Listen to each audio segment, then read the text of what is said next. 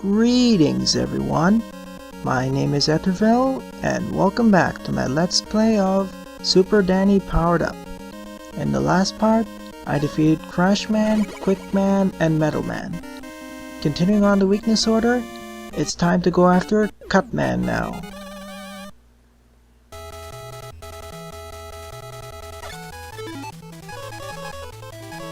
Now, when comparing Cutman stage to other ones, I would say Cutman is one of the least touched in terms of enemies. Sure, the map design is a bit different, but it's also one of the least. Same with Quickman, to be fair. I don't know where those flies came from, but they weren't in the original game. Also, equipping the item I got from the last episode basically increases the speed of my buster shots. It's very useful, especially when taking on these metals, as usually you have to anticipate a bit more.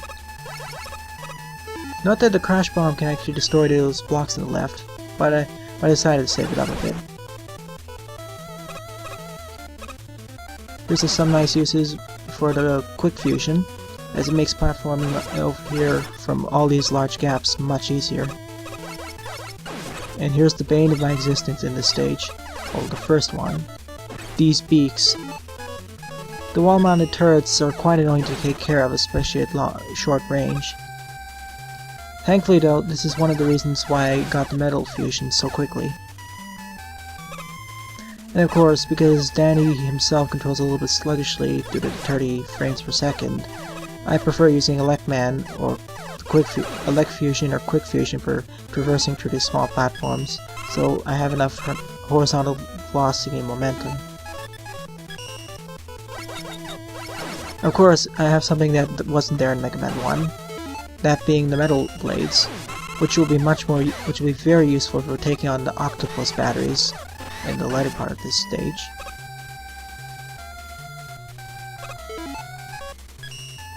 Metal Fusion has about the same characteristics as normal Mega Man.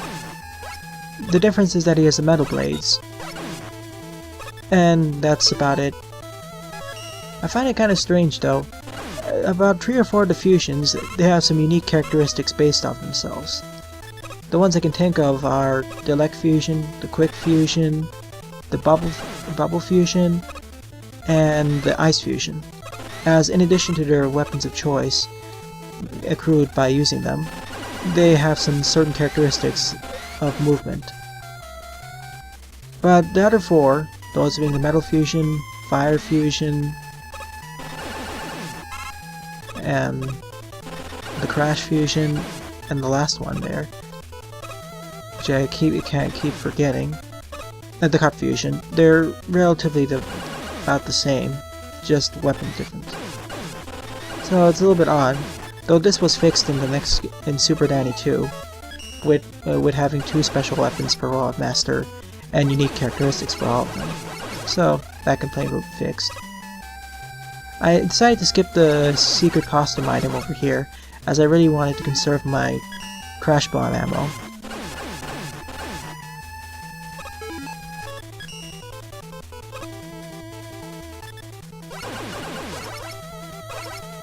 And yeah, Octopus batteries are still annoying as usual, as they take about 8 pellet shots to destroy, and Metal Blade wise it takes 6 or 7 of them, so yeah, they waste quite a bit of ammo taking out.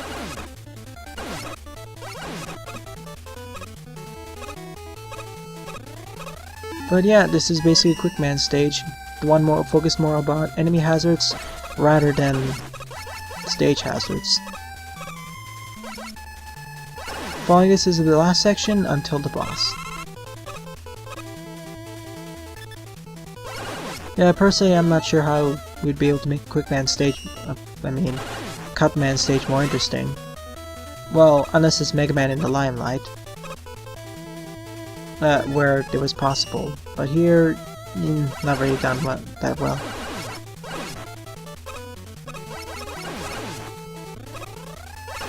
Here's our classic Big Eye greeting us to the boss door. And still takes a ton of damage to destroy. Though the Crash Bomb, as well as another weapon, makes really short work of him. But without further ado, it's finally time to take on Cutman. Now, just by looking at the stage design has changed quite a bit. Instead of a plain room with all these green blocks on the left side, we have it right in the center. Now, fighting him normally without destroying those blocks is really annoying. And kind of hazardous because of how semi-random Quickman throws his cutters towards you. But Crashman's bombs can destroy them pretty easily, which trivializes the boss quite a bit.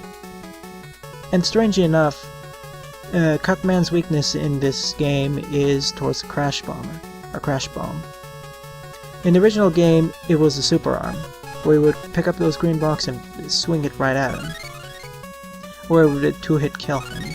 But here it's the Crash Bombs, due to the lack of Guts Man. So, the weaknesses of Robot Masters, or most of them, were kind of reordered. But with that, time to continue the weakness order and go after Bubbleman now.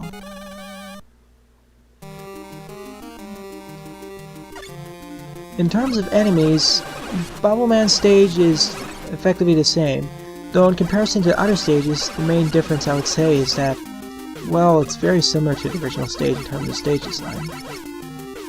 Though to be fair, I like the original stage quite a bit.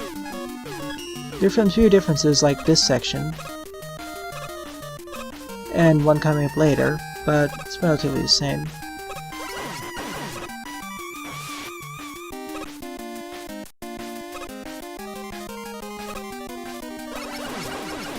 And as we'll see later, as we actually have proper water physics from Mega Man 2, Iceman's stage, which was taken from Mega Man 1, now actually has water physics as well. But I'll get into that. The Metal Blade is really useful, taking out these shrimp as well as all of these lanternfish, to be fair. Even these M445s are very easily taken care of using the blades. Normally it would be quite difficult to take care of using the normal Buster Shot because of how they come from the top. Note that that ladder from left is from a secret item pad, but I can't get that until I get the Bubble Fusion. I'll take care of that in the extras before Wily Castle.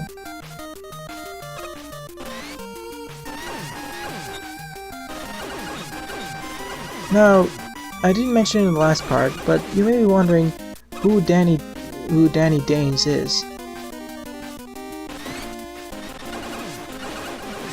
Well, not really Danny Danes, but Super Danny shown here.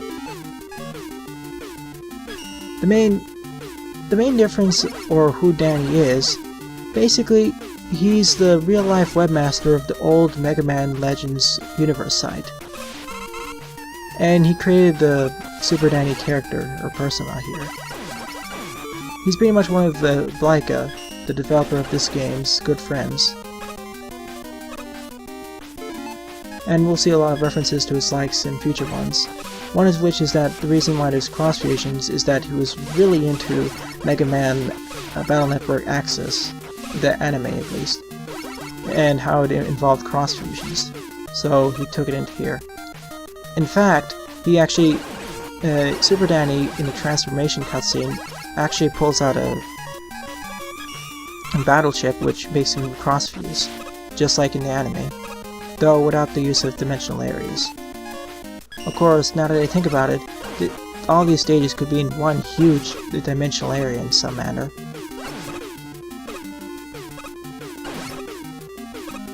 Here's the last segment with all these crabs. Or Tanishis to be precise.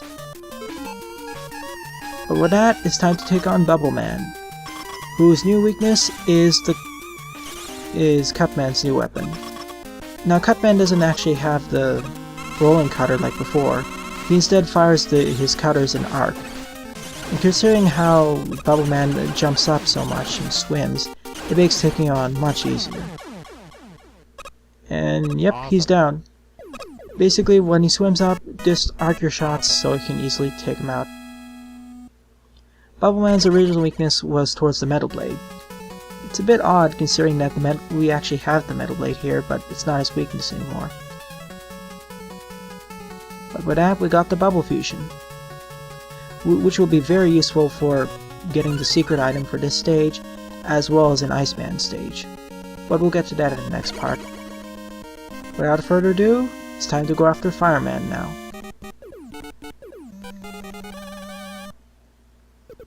And comparing it to the original Fireman stage, I would say this one's much more enjoyable. I don't know why, but I feel like the sliding, as well as faster Buster Shot pellets, as well as the more useful special weapons compared to Mega Man 1, makes going through the stage much more enjoyable and smoother. We have the tackle fires and fire pillars from before, but now we have, as well as these turrets, or screw bombers to be precise. We also have those weird cannon things. Also, we have these hotheads from Mega Man 2. The hotheads weren't actually in Mega Man 1. They were in Mega Man 2, but they were added in this game, which makes sense really, as the hotheads create all these tackle fires. If I had gone to Iceman stage first, I would have actually had the ability to freeze these fire pillars, which would have been very useful for a segment coming up.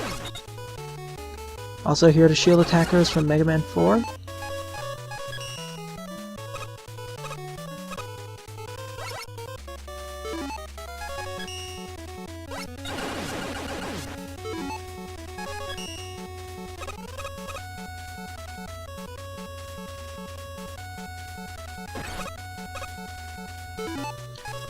This segment. I didn't really like it in the original game because of how much damage these electric... I don't know what to say. These fire arcs do. So, yeah, I really like to rush through them, but especially with quick fusion or elect fusion, it does a ton of damage and can easily few shot you.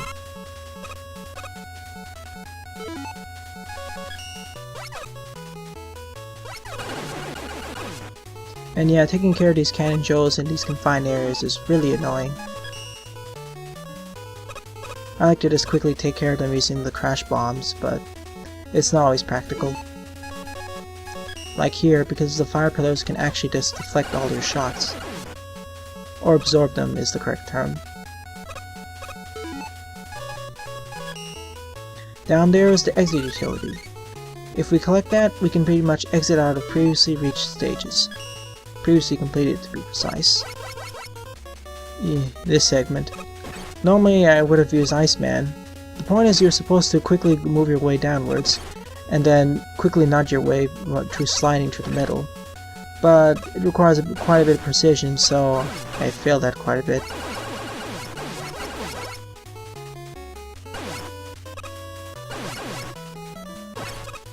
For me though, I think the main reason why I like this stage more is due to the better weapon selection, as well as the ability to slide. And, well, more enemies.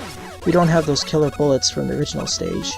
We have a more varied repertoire of enemies, who are kind of more fun to fight.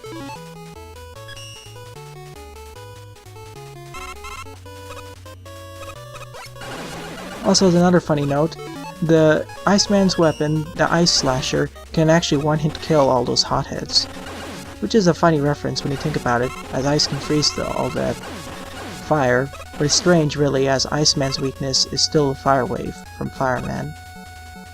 Or Firestorm, sorry.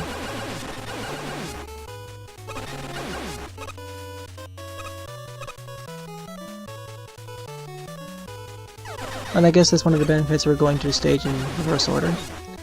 Here we have a special Sniper Joe, who instead of firing 3 shots in medium speed, this Sniper Joe fires a burst fire of 4 pellets in rapid succession. So it's a game of ducking in and out of cover to destroy it. Or just using a crash bomb or cutters.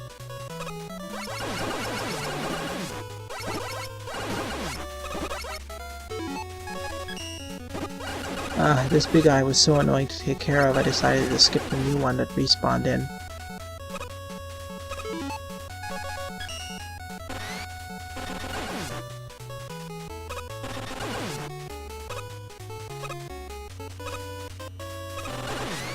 From this point on, careful precision is what you need to reach the end. But really though, the main strategies from the original games that these stages were taken care of can be applied to these as well. Though, with the new enemy types, you'll need to alter your strategies slightly.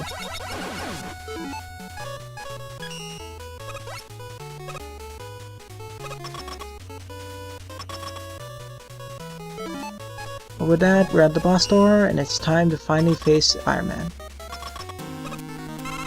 Fireman's weakness is the bubble lead. And, well, as Fireman doesn't really jump, you can easily take him out by using the bubble lead's trailing bubbles. And, unfortunately, the original strategy where you could just completely jump in one corner of the screen and Fireman wouldn't go towards you, that doesn't work here.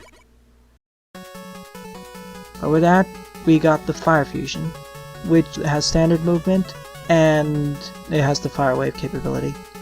But with that, in the next part, I'll be going after Electman and Iceman. Thanks for watching and have a nice day! Doodles!